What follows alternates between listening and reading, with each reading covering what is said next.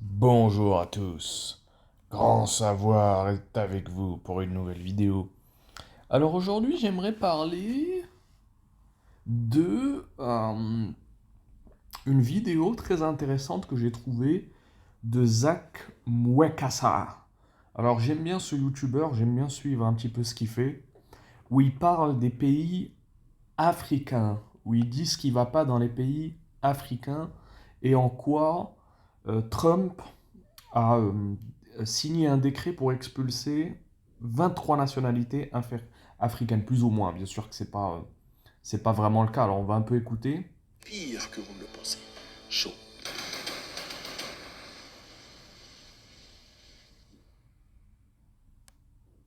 Alors, selon un rapport, le président Donald Trump semble avoir étendu la portée de l'interdiction des voyagers mise en place sur son premier mandat. De le premier mandat, il a établi des interdictions, mais cette fois-ci, il va étendre ça à 43 pays. Dans plusieurs pays, les amis, ne pourront malheureusement plus partir aux États-Unis. Et ça ne se limite pas là. Même ceux qui vivent aux États-Unis, qui ne remplissent pas certains critères ou qui disent certaines histoires, c'est la partie qui est pire. Certaines histoires qui sortent de votre bouche peut vous avoir déporté. On va essayer de voir ça tout à l'heure. Avant son arrivée au pouvoir, Trump a fait des promesses. Bien qu'il n'ait pas réintroduit l'interdiction de voyager dès le premier jour de son second mandat, comme il avait promis, il a publié un décret le 20 janvier, les amis, ordonnant aux membres de son cabinet de dresser dans un délai de 60 jours une liste de pays qui devaient être soumis à des restrictions de voyage totales. Eh oui, et là vous voyez la liste des pays, hein. Alors là vous voyez bien entendu, bon, les pays très hostiles aux États-Unis, donc vous avez à gauche une liste. Donc là, Cuba, Libye, Corée du Nord, Somalie, bon ça c'est des pays qui sont très hostiles pour des raisons politiques. En orange, vous avez des pays qui sont plus hostiles pour des raisons, euh, je dirais, ouais, c'est un peu entre les deux cas, quoi. C'est-à-dire la Biélorussie qui collabore beaucoup avec la Russie, l'Érythrée qui est un pays où il y a une dictature totale, Haïti où il y a, pareil, où il y a des problèmes de gangs, voilà, c'est la catastrophe. Et puis vous avez à droite des pays d'Afrique, uniquement des pays d'Afrique. Angola, Barbade, Bénin, Burkina Faso, bon, Cambodge, c'est pas en Afrique, bon, ça c'est un ancien pays communiste, donc c'est peut-être pour ça que Trump n'est pas très fan. Cameroun, Cap-Vert, Tchad, Congo, voilà.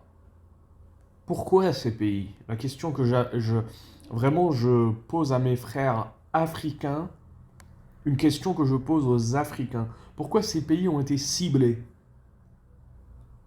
Ont été ciblés pour, voilà, pour ne pas abriter des gens, pour ne pas accepter des gens. On va dire les termes. On va dire les termes, les gars. Comme je dis les termes sur les Maghrébins, on va dire les termes sur les Africains.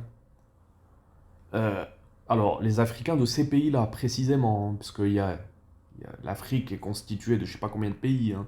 Il n'y a pas que ces pays-là, il y a des pays où il n'y a aucun problème. Au Botswana, il n'y a aucun problème. Au Rwanda, il n'y a aucun problème. Alors d'ailleurs, ils ne font pas partie de cette liste. C'est pas étonnant. Mais dans ces pays-là, vous avez clairement un manque d'art de vivre. Je vais vous dire la vérité. Vous avez des gens qui parlent fort. Voilà, faut dire les termes. Les gens qui viennent du Congo, de tous ces pays-là, ils hurlent quand ils parlent. Ils hurlent quand ils parlent. Vous les voyez parler au téléphone, on dirait qu'ils parlent. Voilà, on dirait que c'est un concert de je sais pas quoi. Donc voilà, ça plaît pas aux gens. Quand les citoyens de ces pays-là mettent les pieds aux États-Unis, les Américains, ils aiment pas ça. Les Américains, ils sont civilisés. Les Européens sont civilisés. Ils aiment pas des gens qui hurlent au téléphone, qui font. Je sais pas ce qu'ils disent. Je comprends pas les langues d'Afrique, mais en tout cas, voilà, ils parlent fort. Et ça, c'est très gênant. Vous imaginez, vous êtes dans un transport en commun, à côté de vous, vous avez des gens qui hurlent. C'est pas agréable. Donc il faut respecter. Quand vous allez vivre en Europe, aux États-Unis et tout ça, il faut respecter. Les gens n'aiment pas qu'on parle fort. Il faut parler doucement. D'accord? Premièrement. Deuxièmement, vous avez des gens qui respectent pas quand ils louent des appartements. Et d'ailleurs, lui-même le dit, Zach, hein, qui est un excellent, qui est quelqu'un de très pertinent et très, lucide par rapport à tout ça. Vous avez des gens qui cuisinent, voilà, avec des odeurs très fortes, et c'est véridique. Vous avez de la nourriture africaine qui est très forte, qui colle sur les murs, et tout ça. Donc ça, c'est gênant.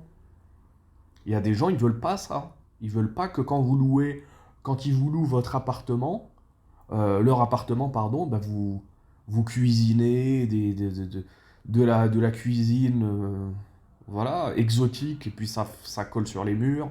Ça, c'est très gênant. Et aussi, il faut maintenir l'appartement en bon état, et malheureusement, vous allez en Afrique, vous voyez ça, vous avez énormément de ressortissants de ces pays-là qu'il a cités, où c'est pas le cas, où les appartements sont pas bien entretenus, où il n'y a pas une propreté, c'est purement véridique, je veux dire, c'est la pure réalité, ça a été constaté, empiriquement. Quand il y a des plaintes, des voisins ou de gens, de locataires qui n'ont pas respecté, qui n'ont pas bien lavé l'appartement, qui ont rendu l'appartement dans un très mauvais état, ben vous voyez que c'est systématiquement les mêmes nationalités. Systématiquement. Et je dis ça, c'est pareil hein, pour les Maghrébins. Hein. C'est exactement pareil. Hein, bon, là, peut-être que les Maghrébins sont un peu moins concernés parce qu'aux États-Unis, ils ne sont pas si nombreux. Mais c'est pareil avec le Maghreb. Quand les Algériens sont classés numéro un dans les prisons françaises, dans les prisons, même dans des pays où ils sont classés septième, c'est le septième pays d'immigration, mais ils sont quand même premiers dans les prisons, en Allemagne, etc. Tu vois. Je veux dire, au bout d'un moment, il y a une méfiance. Alors, il n'y a pas une méfiance totale parce que c'est pas bien, parce que les individus sont tous différents, mais en pourcentage, il y a une méfiance. Vous comprenez ce que je veux dire?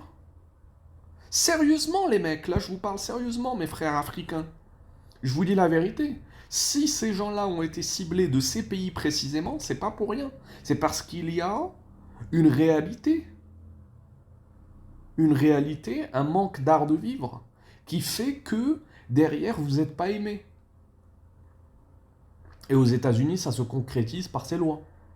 Alors chaque pays, on est méfiant, par exemple, je sais pas moi, de l'Iran, pour d'autres raisons, pour des raisons beaucoup plus politiques et d'hostilité, etc.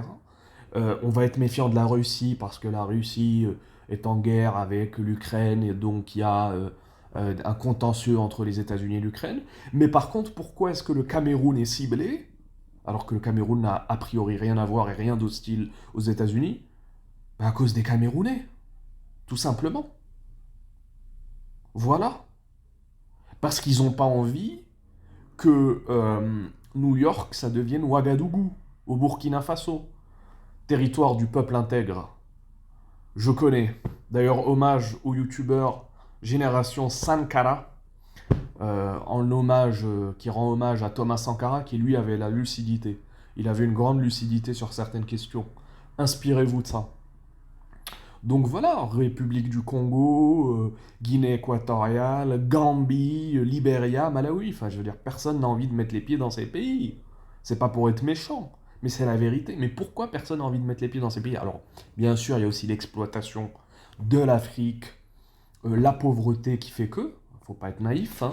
Bien entendu, le passé colonial et tout ce qui s'est passé dans ces endroits qui n'a pas aidé. Je suis totalement d'accord avec ça. Mais il n'y a pas que ça. Il y a aussi la manière de se comporter de certains qui fait que ces pays-là sont infernaux. Personne n'a envie de mettre les pieds. Moi, je vous dis la vérité. J'ai aucune envie d'aller en vacances au Tchad. Ça me dit rien. À N'Djamena. Qui voudrait passer ses vacances là-bas? Qui voudrait passer ses vacances à Yaoundé ou à Kinshasa ou à Brazzaville? Personnellement, pas moi. Personnellement, pas moi. Et je vous dis la vérité. Vous voyez ce que je veux dire? Donc à un moment donné, il faut être capable d'être autocritique et de comprendre pourquoi il y a ça. C'est pas parce que les Africains sont stigmatisés. Ça n'a rien à voir. C'est une histoire de comportement. Comportement. Le comportement, c'est ce qui fait la différence. Merci à vous. N'hésitez pas à me dire en commentaire ce que vous en pensez. Et c'est exactement comme les critiques que je fais sur l'Algérie et les Algériens, je fais exactement pareil avec les frères africains. Parce qu'il ne faut pas oublier aussi une chose, c'est que l'Afrique nous rassemble. Merci à vous. N'hésitez pas à liker et à vous abonner, à commenter. Si vous avez des choses à dire, dites-le en commentaire. Merci à vous.